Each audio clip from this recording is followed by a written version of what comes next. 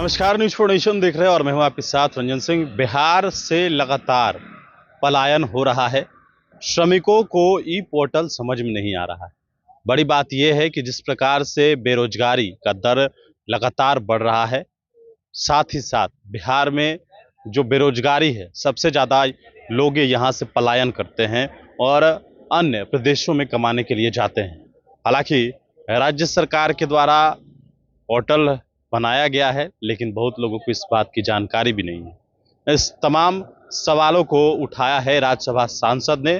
तेजस्वी के बेहद करीबी नेता संजय यादव ने इस बात को सवाल खड़ा किया था और साफ तौर पर यह सवाल पूछा है कि आखिरकार बिहार में लगातार बेरोजगारी का दर क्यों बढ़ रहा है, पलायन क्यों हो रहा है, सरकार इसके लिए क्या कर रही है। उन्होंने ये सवाल पूछा है। देखिए किस तरीके से जो राज्यसभा सांसद हैं, राज्यसभा के सांसद संजय यादव ने संसद में बिहार से रिकॉर्ड तोड़ पलायन के संबंध में प्रश्न पूछा कि क्या यह सच नहीं है कि बिहार में रोजगार एवं नौकरी के विकल्प नहीं होने के कारण बिहार वासियों को दूसरे राज्यों में पलायन करना पड़ता है।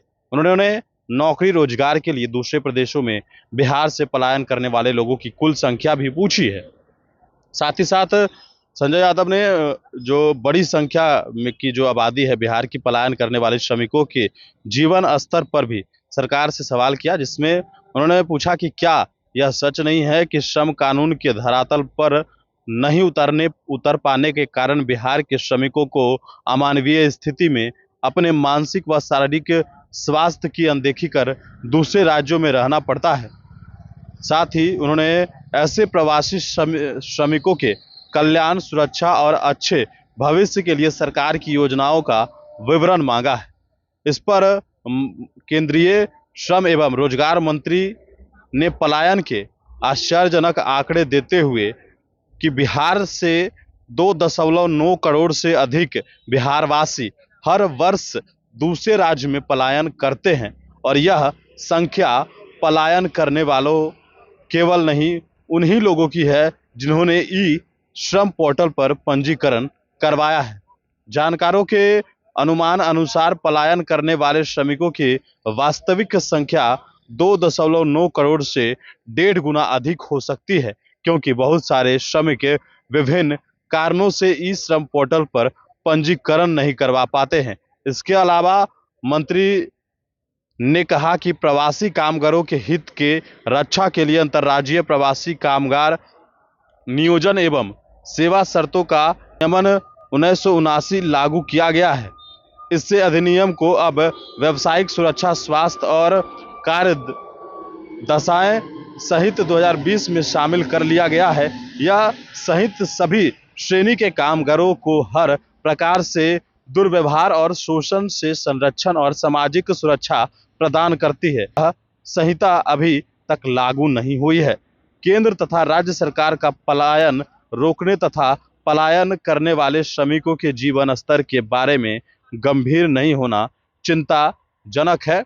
राज्यसभा के सांसद ने यह सवाल पूछा है और दरअसल 2.9% जो लोग हैं वो बिहार से पलायन करते हैं, यानी कि उससे अधिक ही लोग हैं, क्योंकि जो पंजीकरण करने की बात होती है पोर्टल पर तो बहुत लोग को यह पता भी नहीं होता है या कर भी नहीं पाते हैं, लेकिन बिहार से इतने बड़े पैमाने पर पलायन होता है और कहीं ना कहीं ये चिंता का विषय है। और जिस प्रकार से बिहार में रोजगार की बात हो रही या फिर सरकारी नौकरी, एक तरीके से कहा जाता है कि लोगों को सरकारी नौकरी नहीं मिल सकता है, लेकिन जो रोजगार है बिहार में वो भी नहीं मिल पाता है, लिहाजा लोगों को यहाँ से पलायन करना पड़ता है।